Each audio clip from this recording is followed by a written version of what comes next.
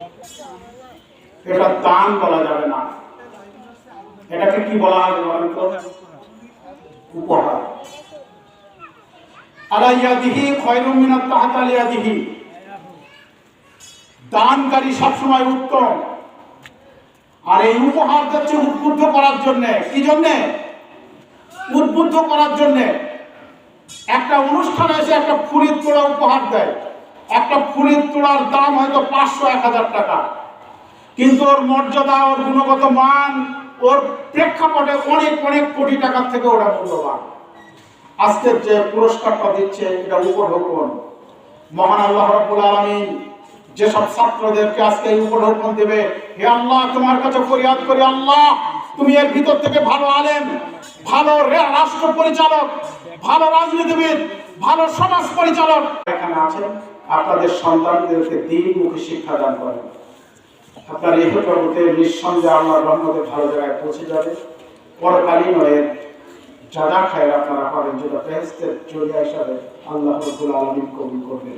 ভীষণ তর্ক হয়েছে, ভ্রমর আর মৌমাছিতে হলো রেশারেশি, উভয়ের মহাতত্ত্ব সত্যি কার বেশি?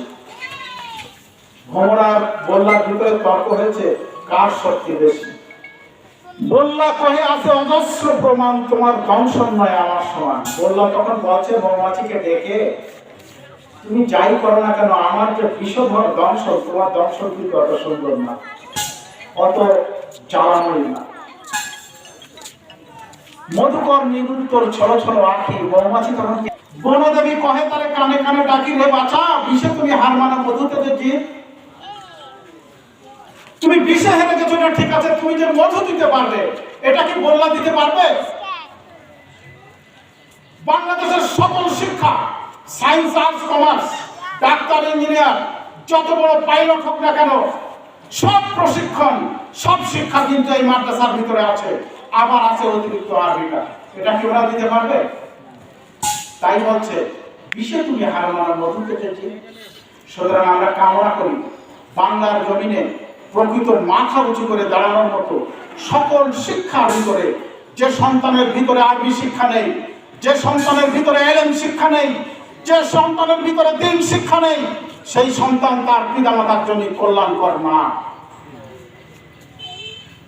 হাদিসের বর্ণনায় এসেছে 12 বছর অতিক্রম করার সঙ্গে সঙ্গে ওই সন্তান যদি নামাজ না করে, ওই সন্তান যদি দ্বীনমুখী না হয়, ওই সন্তান যদি মুসলিম হালাতে না চলে, তাহলে এর জন্য দায়ী কে? বলেন? পিতামাতা। কেন দায়ী? তাদেরকে লালন করার সময় আপনি কোন পথে লালন করছেন? আজকে যেসব মায়েরা এখানে এসেছেন, আমি মনে করি যারা অনেক বড় স্কুলে পড়িয়ে হাজার হাজার লক্ষ লক্ষ টাকা খরচ করে তারা মনের তৃপ্তিবোধ মনে করে, আমি মনে করি এদের তৃপ্তি আল্লাহর দরবারে অনেক গুণ বেশি যারা তাদের সন্তানকে এই দিনই প্রতিষ্ঠানে প্রশিক্ষণ দেওয়া হচ্ছে।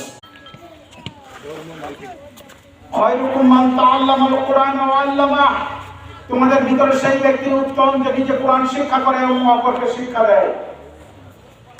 আজকে যে সব মায়েদের সন্তানরা এখানে আছে, আমি এইসব মায়েদেরকে বলি, আমি নিজে হাদিসে দেখেছি যেসব বাচ্চাদেরকে ছোটকালে মাদ্রাসায় পাঠানো হয়, প্রত্যেক কোরআনের প্রত্যেক হরফের জন্য 10টা করে নেকি হয়, তাই ওরা তো নিষ্পাপ। ওদের ক্ষেত্রে কি হবে?